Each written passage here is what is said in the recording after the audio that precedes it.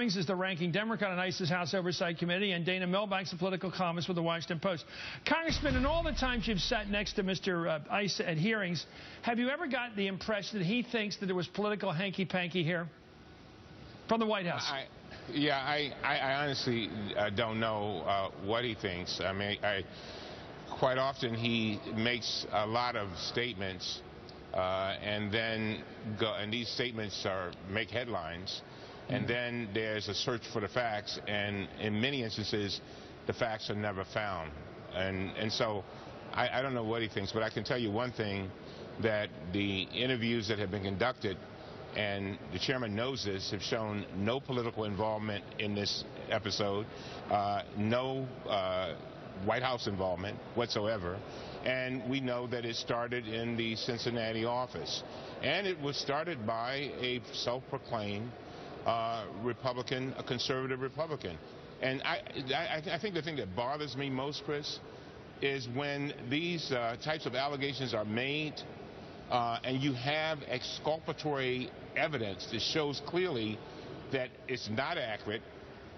You ought to say something, because we are in search of the truth, so that we can do reform, so that we can then restore the trust in the IRS. You cannot get there unless you stay focused on the truth. And so when you throw out these statements that are not supported by any evidence whatsoever, I don't think it does harm to the integrity, not only of the committee, but to the Congress. So now we know that the chairman of the investigating committee, Darrell Issa, is now publicly saying he's never accused the White House or the political arms of the president, any of the campaign people. None of them has he claimed they're guilty. Therefore, you have to figure that all the investigative interviews he's done show no evidence of that.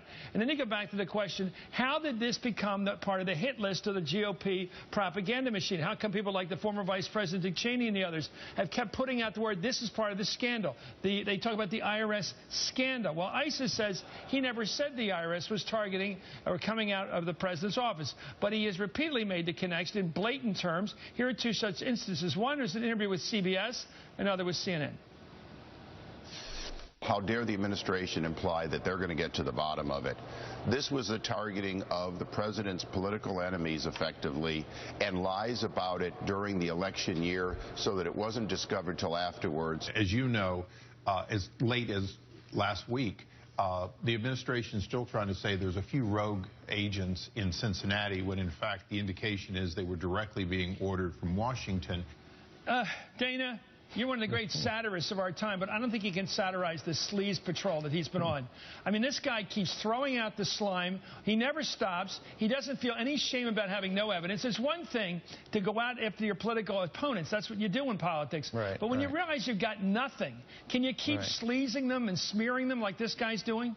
You know, Chris, this committee, as you know, has a long history of shenanigans going back to Chairman Dan Burton firing a bullet at a watermelon in the Vince Foster case. But even by those standards, Issa has been extraordinary. You said he's been firing blanks for weeks now. I would say for a couple of years. I mean, the congressman can correct me on this, but I think he's at 10, 11, 12 major investigations into this administration.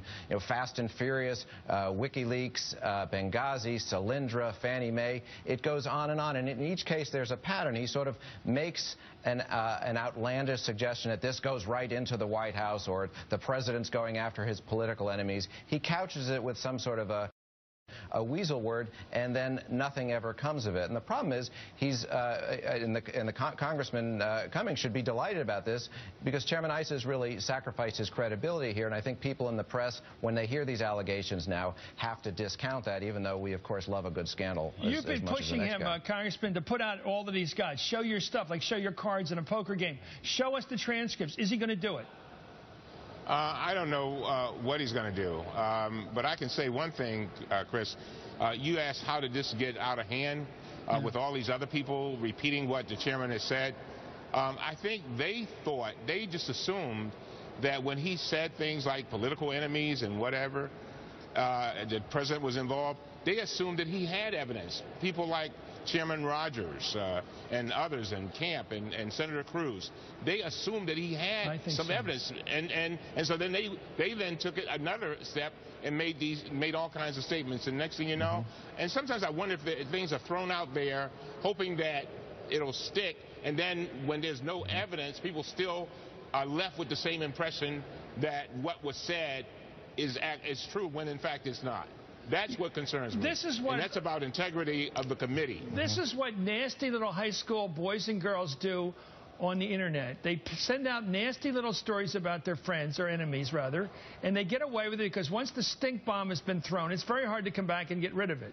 And I think that's what this guy does. He throws around stink bombs. Anyway, thank you, Congressman Elijah Cummings. Good luck with getting the truth. And Dana Milbank, thank you for